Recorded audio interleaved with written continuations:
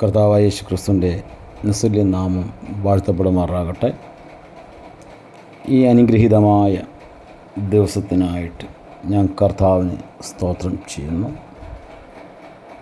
ഇന്ന് ഈ പ്രഭാതത്തിൽ അനുഗ്രഹിക്കപ്പെട്ട ഒരു തിരുവചനം നിങ്ങളുടെ നടുവിൽ പങ്കുവെക്കുവാനായിട്ട് കർത്താവായ യേശു ക്രിസ്തു ശരണപ്പെടും.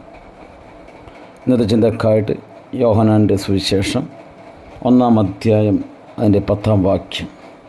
അവൻ ലോകത്തിൽ ഉണ്ടായിരുന്നു, ലോകം അവൻ മുഖാന്തരം ഉളവായി, ലോകമോ അവനെ അറിഞ്ഞില്ല. അതിൻ്റെ 11-ാം വാക്യം. അവൻ സ്വന്തത്തിലേക്ക് വന്നു, സ്വന്തമായവരോ അവനെ കൈക്കൊണ്ടില്ല.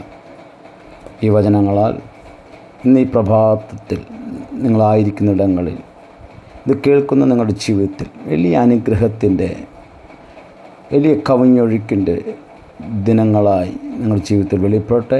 കർത്താവ് നിങ്ങൾ ഓരോരുത്തരെ അനുഗ്രഹിക്കട്ടെ. God bless you. ആമേൻ.